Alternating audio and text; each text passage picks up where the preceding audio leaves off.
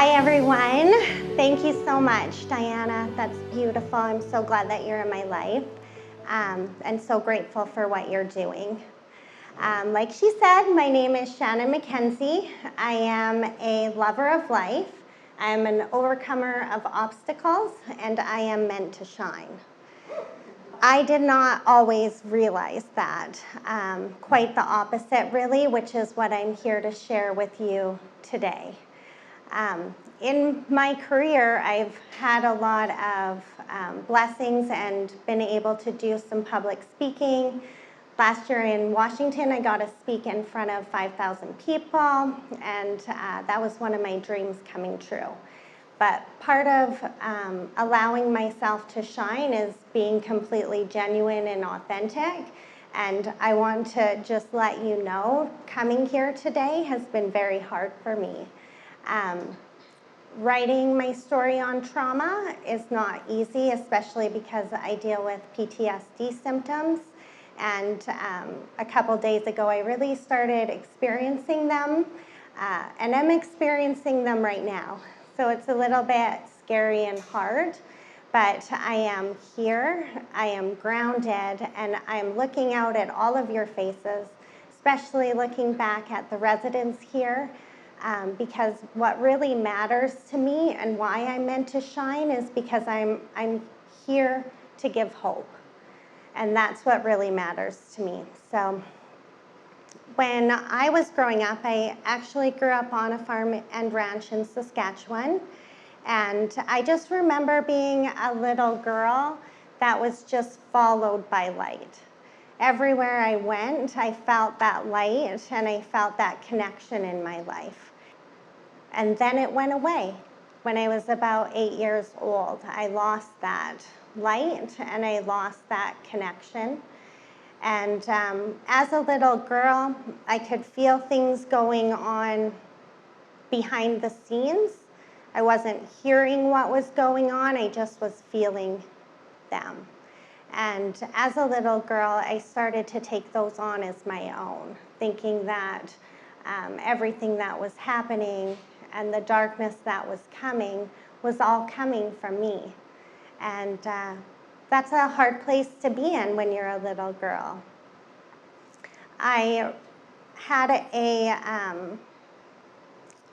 dad that was in recovery from alcoholism growing up. And when I was about 8 years old, he started drinking again. And everything changed. I never once seen a drink touch his lips, not once. But I felt what was going on. I went from having a dad that I loved and being daddy's little girl and feeling acknowledged and loved from him to just overnight being pushed aside and not understanding why that was happening. And what ended up happening was, even though I didn't see that he was drinking and what was happening, I could see the whiskey bottles hidden all over our ranch and in our home. And I had a bedroom right next to his office. So I knew where all of his whiskey bottles were, and when I was about 12 years old, I kind of was really longing towards that connection that I had with him. But the only connection he had was with those bottles. So I would take some of his partially drank whiskey bottles and hide them in my room, like how he was hiding around our home. And in his office, I knew that he had a big bottle of whiskey in his top cabinet drawer. And what I would do was, when I was 12, I started to mimic him. So I could hear him open his cabinet drawer. It was a squeaky one, and I could hear when he would open it. So I would open my drawer where my whiskey bottle was. I could hear him take the lid off, so I would take my lid off. And then I would hear silence. That's when I knew that he was drinking straight from the bottle, so that's what I started to do. I started to just drink straight from the bottle, and when I hear the cabinet drawer shut, I'd put the lid on and put my bottle back in. And I would just sit in my room alone. And he'd sit in his office alone, away from each other, but I felt like that was a connection that we had. And I started really living a life of addiction.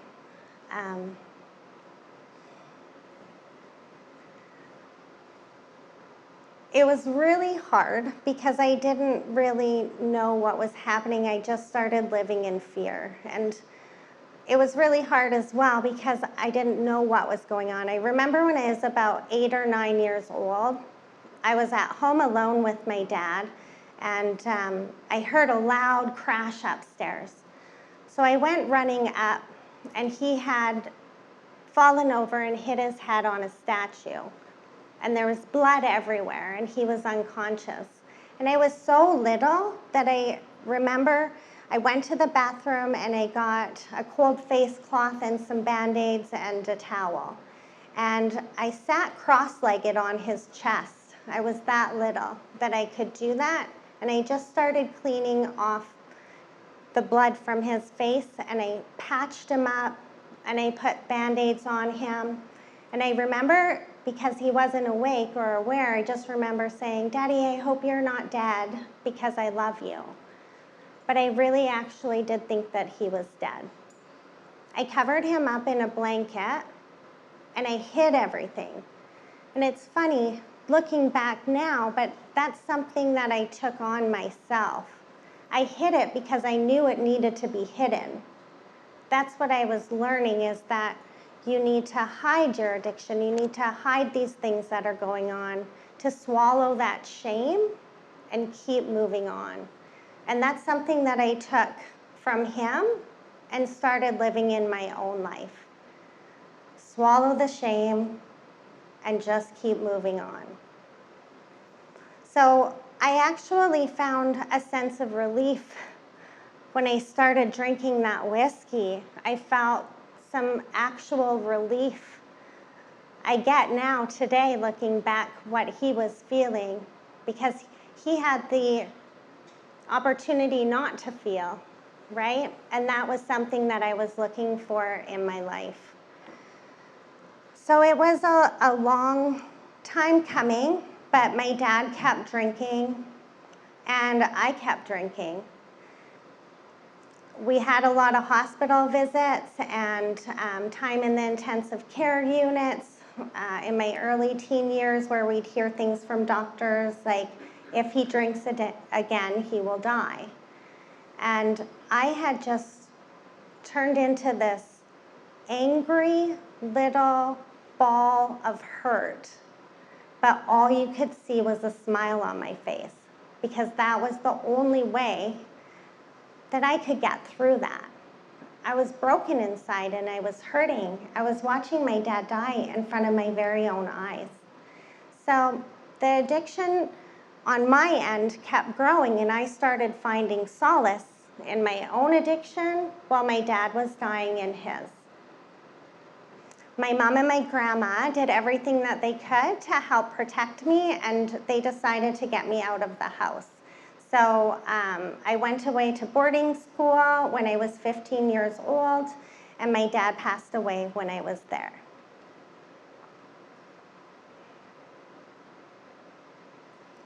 By that time, I had really just grown so strong into my addiction. You know, I started drinking straight whiskey when I was 12.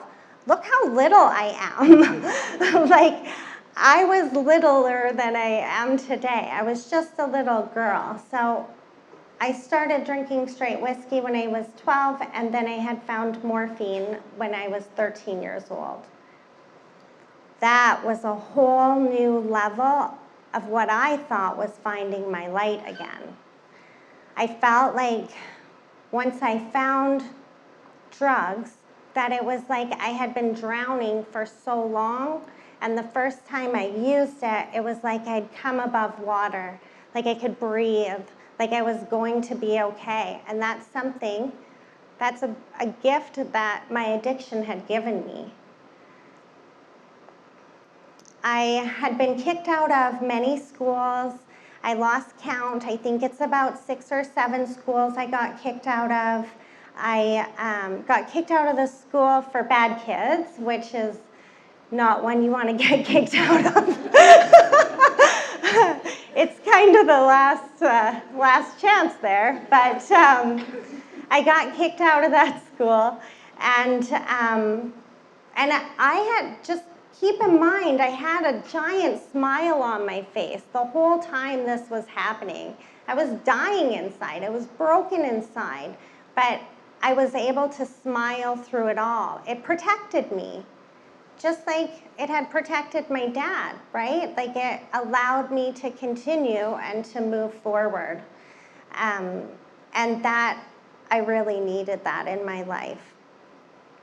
When I was 12 years old, I was gopher hunting. I was born in Saskatchewan, so I was gopher hunting after school one day, and I came home and found my dad, and he had shot himself in the chest with a shotgun.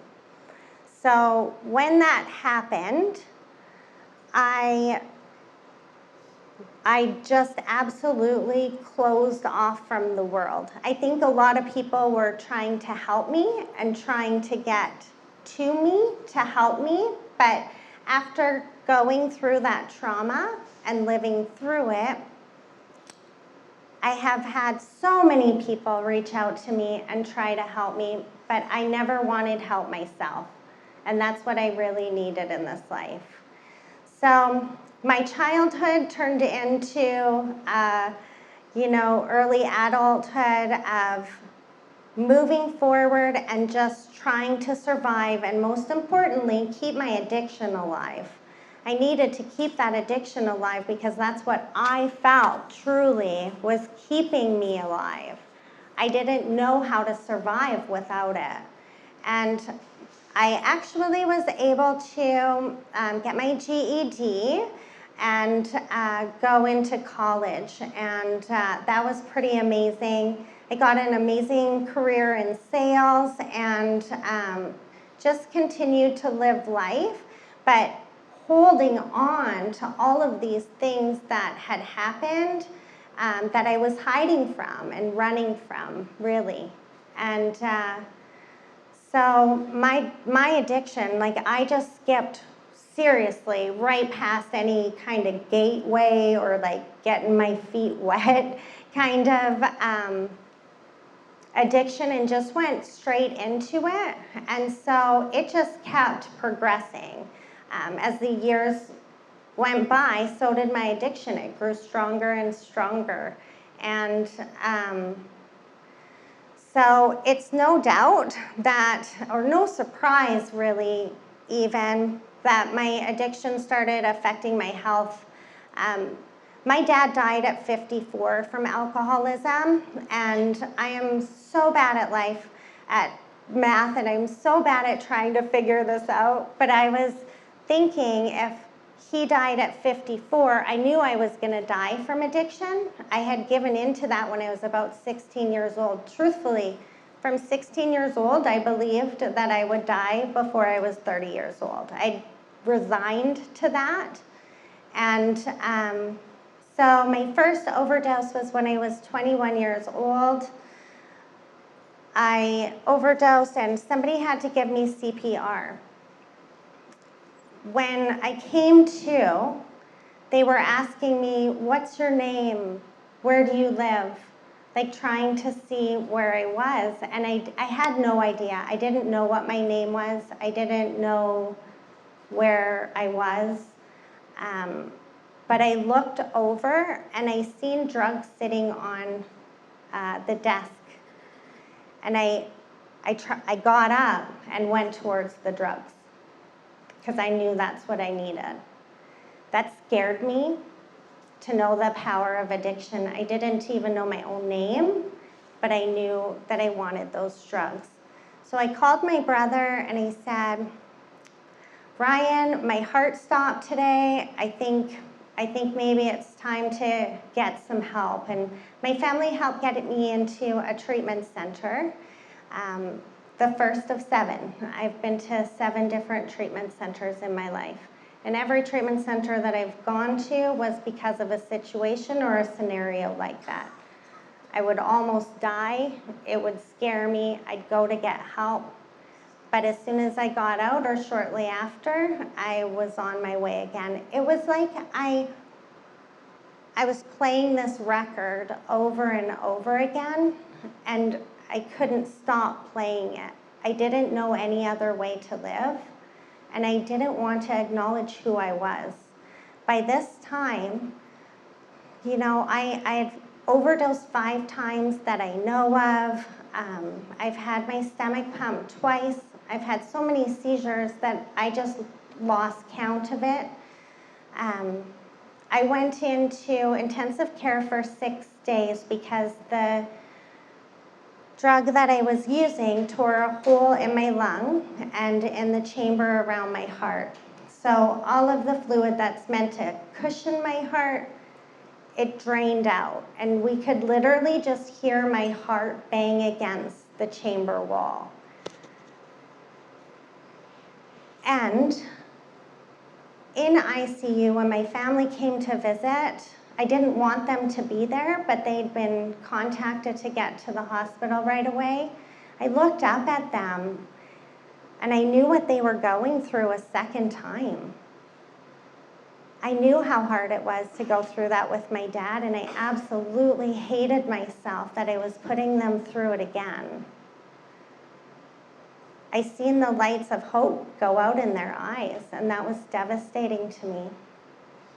I got out of intensive care, and I really understood my dad at this point. The doctor said, if you use one more time, you will die, without a doubt. The scar tissue in your lungs and on your heart will break, and you will die. So 2 weeks after, I gave myself the choice. I thought, either I can go on my whole life fighting this disease, or I can just give up and stop hurting all the people that I love. So I got my drugs, and in my mind, I said to myself, okay, this is it, right?